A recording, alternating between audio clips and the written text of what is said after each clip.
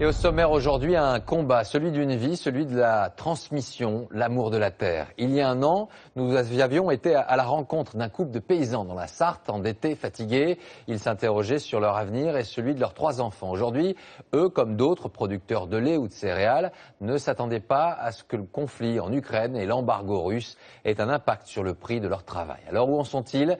Direction donc la Sarthe, mais également le Cantal, au plus près de ces paysans qui refusent de baisser les bras. La réalité économique arrivera-t-elle à vaincre leur passion? Édouard Bergeon, Frédéric Capron et Soline Braun.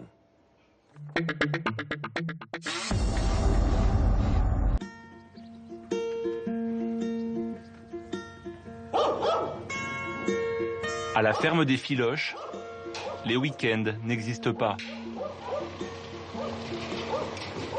La petite exploitation sartoise s'est réveillée tôt dimanche dernier. Comme d'habitude. Jérôme et son fils Louis chargent du foin pour leur troupeau.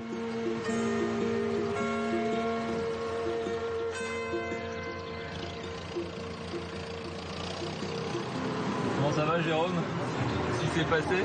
Je me suis retourné un doigt. On n'a pas d'arrêt de travail quand c'est comme ça? Bah non, j'en ai pas pris, puis bah chez moi je peux pas en prendre. C'est un peu compliqué là. Ça va moins vite. Il apprend le petit Louis? Ah oui, je pense.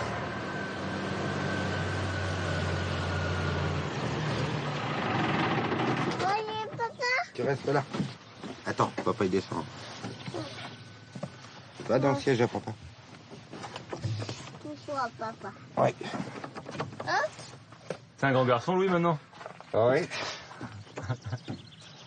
Surtout qu'il veut suivre partout. Il me suit, oui. T'as bobo, toi, papa? Il a bobo, papa? Tiens. C'est arrivé comment? En tirant sur une corde avec une bête. C'est ta femme. C'est dangereux comme métier, en fait. Bon, non. J'ai pas fait attention, sans doute.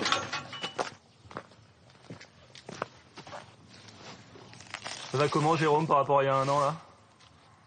Bah, ça va. Ça va. Et le moral?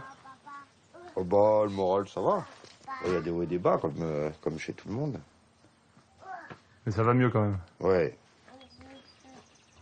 Du travail avant qu'ils reprennent la ferme. Puis j'y souhaite pas de la reprendre. Attention, Louis.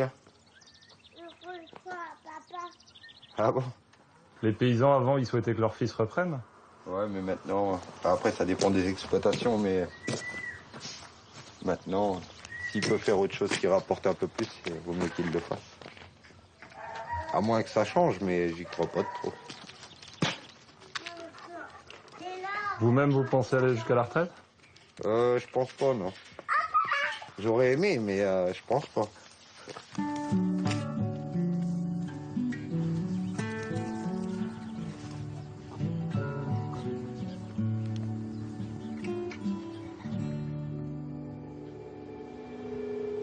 Il y a un an, nous avions rencontré la famille Filoche, en proie à de grosses difficultés financières. Grâce à Mathieu et à l'association Solidarité Paysans, Jérôme et sa femme Sandrine avaient gagné une bataille. Garder leur ferme et leur maison. On fait pas cette tête-là. Ça va? Et toi? Oui. Mathieu les a aidés à trouver un accord avec la banque. Ils ont 14 ans pour rembourser leurs 163 000 € de dette. Là, sur les fermages de novembre, c'est comment? Tu prévois ça comment? C'est juste. Et Déjà juste parce que voilà, les prix de céréales sont pas en sont face. pas en face. On sent Ok, qu'il manque ok, un peu de sous. ok. En 2008, en conflit avec ses 2 anciens associés, épuisé par le travail, Jérôme s'est isolé. Un matin de juin, alors que sa femme vient de partir emmener les enfants à l'école, Jérôme avale tous les médicaments de la maison. Cette tentative de suicide l'envoie à l'hôpital pour 3 semaines. C'est à la force de... Je pense de rien dire, de tout renfermer sur soi. Au bout d'un moment, bah, ça le fait pas. Et puis les enfants, parce que quand je rentrais le soir, il y avait les enfants qui étaient là, donc je voulais pas qu'ils s'inquiètent. Oui, de la fatigue aussi, je pense. Après, comment l'expliquer, je saurais même pas l'expliquer, de toute façon. Mais quand on y réfléchit, c'est un peu bête. On ne devrait pas faire des trucs comme ça, mais bon. Je pense qu'il faut en parler pour se libérer, quoi.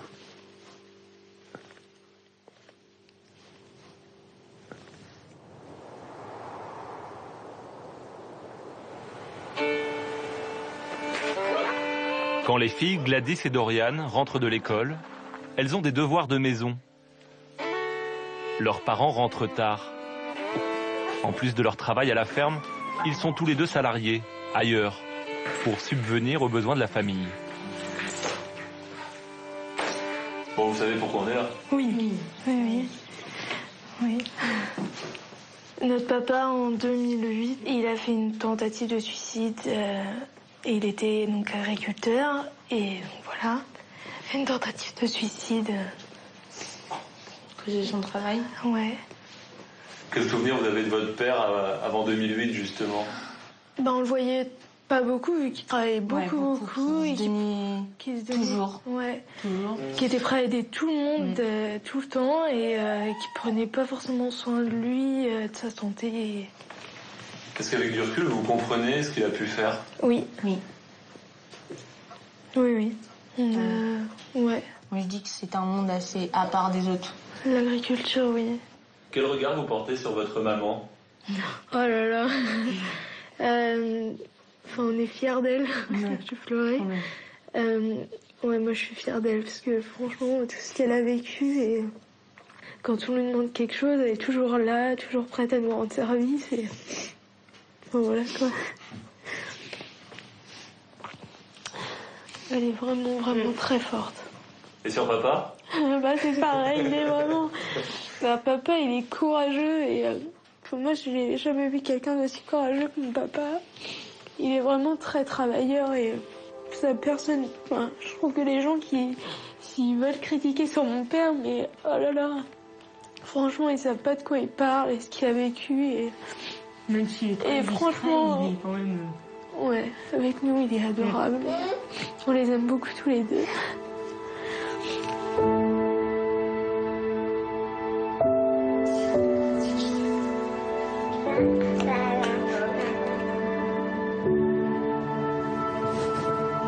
Un an après notre première visite, cette semaine, nous sommes retournés dans la Sarthe, rendre des nouvelles de la famille Filoche.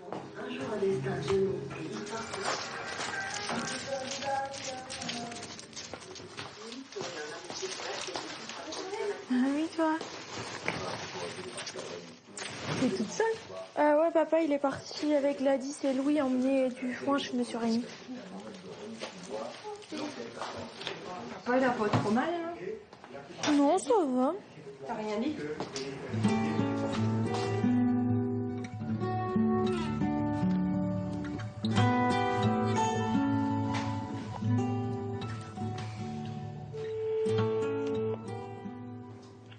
Oui, Mathieu, Sandrine, Ouais. ça va? Et toi-même? Bah oui, ça va, ouais. Ça va? Ouais. Moyen, mais ça va. C'est quoi Moyen, ouais, c'est pas... Voilà, quoi. On sait pas trop si on doit continuer, si on doit... Voilà. Donc j'ai posé aussi la question au comptable, qui lui me dit, écoute... c'est sûr que vous avez pris le tracteur en location, ça vous coûte très cher. Oui. Mais je lui dis bah oui, mais on n'a pas le choix parce que les banques ils veulent pas nous faire un prêt, donc voilà. C'est sûr. Bon, on en a parlé un petit peu, tu sais, ma tante, elle m'a dit oh non, faut pas arrêter, surtout pas, faut continuer. J'ai dit ouais, mais tu sais. Donc ils nous ont aidés en fermage pour le mois de mai là. Ouais, ils sont super aidants. Ah ouais, bah ouais. Ouais, ils nous ont prêté 10 000 € quand même. D'accord. Hein la banque, ils veulent pas, mais voilà, donc... La banque ne veut pas, mais la tante veut bien. Ouais, tu vois, donc c'est un peu... mais c'est vrai que c'est super dur, quoi, super dur. Donc les banques refusent de vous prêter de l'argent, mais vous comptez sur la famille. Ouais. C'est qu'on croit en nous aussi, donc quelque part, tu te dis, bah attends, faut qu'on s'en sorte quand même. S'il y a des gens qui croient en nous, mais... Mais la famille peut pas substituer à la banque Non. éternellement. Bah non, tout à fait. C'est pas une solution.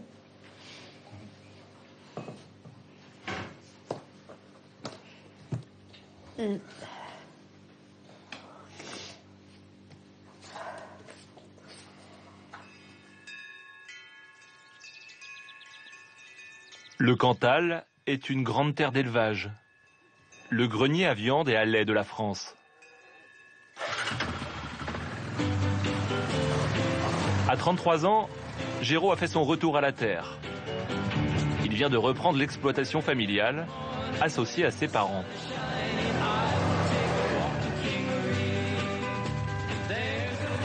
Descends. Allez, va voir, allez, ramène. Elles vous ont entendu arriver? Ouais, elles reconnaissent le quad. Allez, ramène. Ouais, c'est bien, mon chien, c'est bien. Allez. Un agriculteur moderne, il travaille quand même avec des chiens? C'est l'outil indispensable, un quad et un chien. Très, très important. Vous parlez? C'est moi qui lui parle. Vous êtes loin de l'image du vieil agriculteur. Enfin, j'étais commercial pour une maison qui vend du vin. Et du coup, j'ai été salarié, j'ai travaillé différemment, j'ai appris d'autres choses, je suis allé voir un peu à droite à gauche, du coup, je ramène des techniques un peu nouvelles, quoi. Allez, c'est parti. Daisy, Bélou. Bélou, viens. Allez. Viens. Allez. C'est bien, Daisy, c'est bien. Doucement. Derrière, Daisy. Où tu vas? C'est l'heure de la traite du soir pour les 75 laitières de la famille Teissédou. Géraud est à la tête d'une belle exploitation, productive, mais à l'équilibre fragile. Le paysan d'aujourd'hui doit se réinventer chaque jour. On entend partout que l'agriculture est de plus en plus difficile. Qu'est-ce qui pousse un jeune à reprendre une exploitation agricole? C'est très concret, c'est très vrai, l'agriculture. Bon, déjà, je travaillais pour un patron avant, et là, je travaille pour moi. Je travaille dehors, j'ai installé mon bureau dans un cadre qui est magnifique. Et une autre chose, c'est que c'était à mon père, à mon grand-père. Et c'est vrai que ça, on le garde, depuis tout petit, on est là-dedans, quoi. L'agriculture, comme nos pères l'ont connue, elle a évolué. Ah, ça, c'est sûr qu'elle a évolué, ouais. Disons qu'avant, on travaillait, on y arrivait, quoi. Aujourd'hui, on travaille, mais on n'y arrive pas forcément, quoi. Faut travailler vraiment très intelligemment.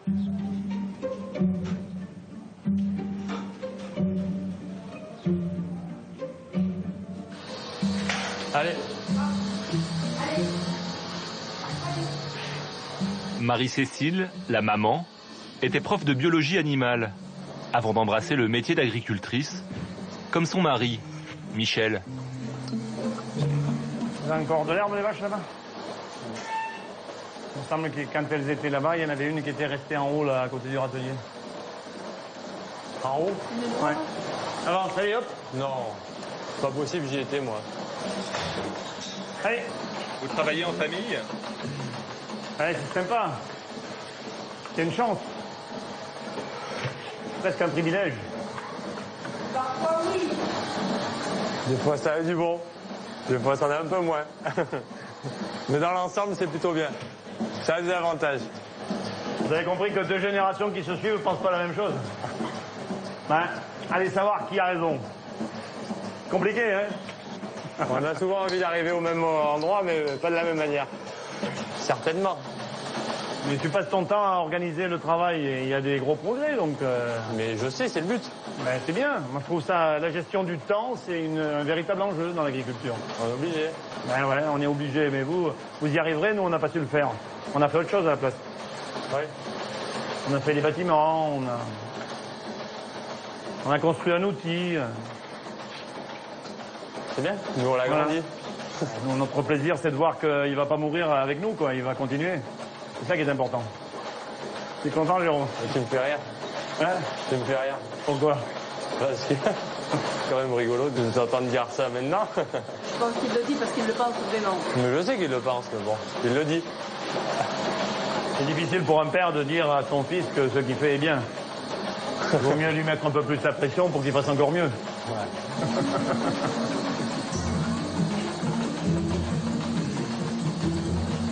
Allez, on avance. Allez. Leur lait de qualité est destiné à la fabrication du Cantal, le fromage de la région. Ce label ne les protège pas pour autant d'un effondrement des prix. Si l'on veut rémunérer l'agriculteur au niveau d'un salaire du SMICAR, il faudrait que le litre de lait soit payé 0,51 centimes et demi. Et nous, nous le vendons 0,37 centimes. Et l'embargo de la Russie sur les produits agricoles européens est une nouvelle menace. La plus grave depuis la crise de 2008. Si le cours du lait s'effondre de 25%, je prends un exemple, ça veut dire qu'il va manquer 100 euros par tonne.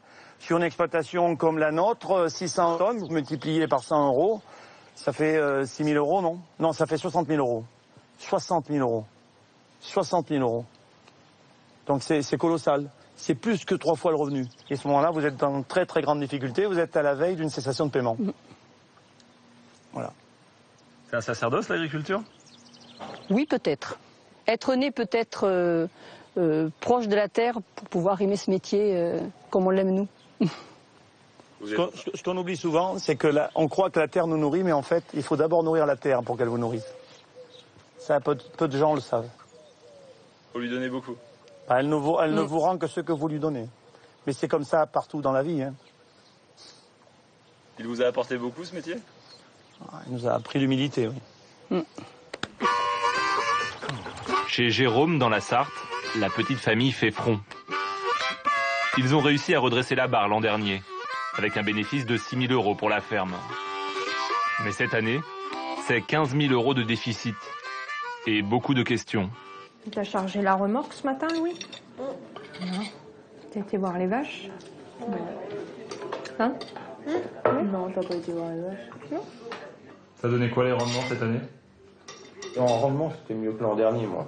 Et en revenu? En revenu, on ne sait pas encore, mais ça va être moins bien. Déficit. Hein. Comment on peut produire plus et gagner moins d'argent? Faut m'expliquer. Le prix. Le prix des céréales, parce que les charges de structure sont les mêmes. La vie est pas simple. Elles en pensent quoi les filles? On n'a pas fait tout ça pour arrêter maintenant, ce serait dommage, mais s'il le faut vraiment, on va pas continuer à s'endetter. S'il faut arrêter, on arrêtera. On se reconvertira. Non mais Louis, on mange. Mais qu'est-ce que tu viens du soleil avec ton tracteur là? Show me a man who don't know the blues. Pour eux, changer de vie, ce serait tout plaquer. Abandonner la ferme et même changer de région. Mais le soir venu, au milieu de leur blonde d'Aquitaine, l'espoir renaît. La passion reprend le dessus.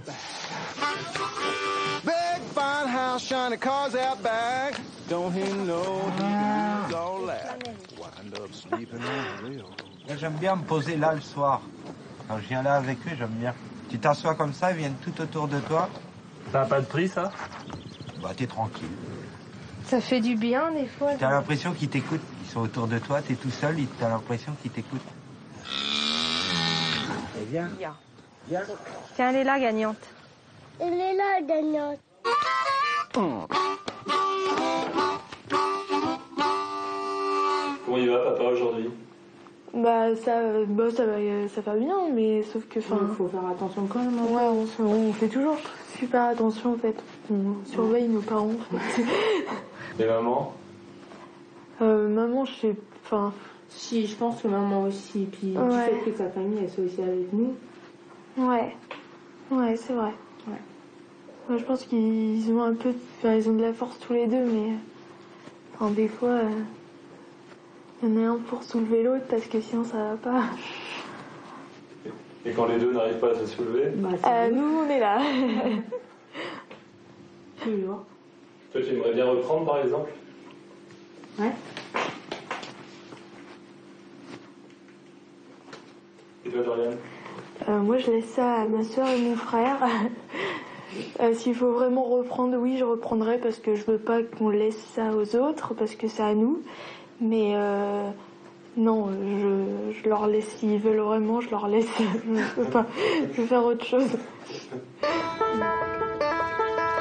Dans le Cantal, à 3 fermes de la famille Taïsédou, les frères Domergue ont retrouvé la fierté d'être paysans depuis la dernière crise du lait.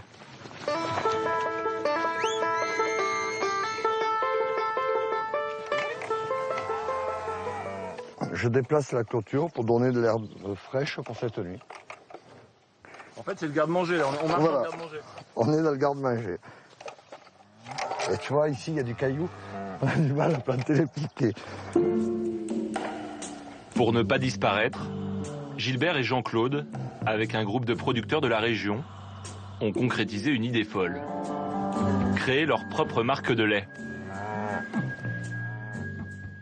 On a pris un risque énorme en 2010. On est passé pour 26 vilains petits canards. On nous avait donné 15 jours de vie. On ne croyait pas trop à notre projet. Vous avez dit stop au système, en fait. Oui, on a dit stop au système, on a tout sur place. On a notre trèfle, on a notre luzerne. Alors il y a beaucoup de trèfles. On a beaucoup de biodiversité. Et toute cette biodiversité fait que nos vaches, finalement, elles pâturent de la bonne herbe. Ce type de prairie limite la consommation au niveau de la ferme de soja et limite d'autant plus les importations. De la bonne herbe, des vaches en bonne santé pour faire du bon lait. C'est pas plus compliqué que ça. C'est quoi le souci pour les agriculteurs maqués avec des gros groupes? Qu'est-ce que c'est le souci? C'est que les industriels ne sont pas forcément demandeurs de ce type de produit. Ils sont demandeurs de lait blanc, classique. Pas forcément très bon, pas forcément très bien payé au producteur. Donc du coup, le producteur, qu'est-ce qu'il se fait? Il cherche des économies, réaliser des économies sur son exploitation. Alors ça passe par du soja transgénique, de l'OGM c'est sûr, par des importations de ci, de là, etc. Les producteurs de la vallée du Lot se sont organisés. Ils ont acheté leurs propres camions et collectent leur lait. Surtout, ils fixent eux-mêmes le prix. De la ferme au supermarché. À tour de rôle, ils assurent la promotion de l'or blanc. Monsieur, nous sommes producteurs de lait. Si vous voulez, venez goûter un tassou avec nous. Allez. On est là, allez. Mesdames, venez goûter notre lait. On est producteurs de lait de la région de Morse et on s'est lancé la commercialisation de notre propre lait sous notre propre marque. Donc tu vas goûter mon lait, d'accord chef? Et voilà jeune homme. Comment tu t'appelles? Corentin. Toi mademoiselle, ton prénom? Lise. Alors est-ce qu'il est meilleur que celui de ce matin? Regardez bien maman, hein. Il a dit oui. Hein. Voilà, merci beaucoup. De rien. Voilà, au revoir. Vous sortez de votre ferme là? Là, je sors de ma ferme. C'est un travail différent, supplémentaire, parce que pendant 20 ans, on a produit, on a été producteur. On nous a dit, produisez, on s'occupe du reste. Ce qu'on a écouté. Et aujourd'hui, justement, de remettre au contact le producteur de lait local avec le consommateur local, on revient sur les fondamentaux. Madame, bonjour, je vais vous embêter quelques secondes. Je suis producteur de lait à côté de Morse. Oui, et avec je l'achète déjà. Ah, mais c'est gentil de nous faire confiance. Il est bio. Il n'est pas bio, il est bleu blanc cœur, il est riche naturellement en oméga 3, il est fait qu'avec de l'herbe. Et avant cette marque-là, c'était pas ça, vous n'étiez pas ici? Ah non, avant cette marque-là, on n'était pas ici, là. Loin de là. On était dehors pour casser les supermarchés, lorsque les syndicats majoritaires principaux nous disaient d'aller casser les supermarchés. Si tous les petits paysans se groupaient? Ça serait bien, ça serait bien, ça serait heureux.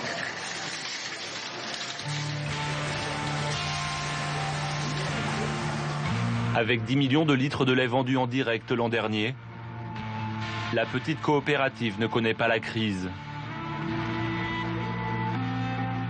Les paysans français cherchent des solutions pour enfin récolter les fruits de leur travail.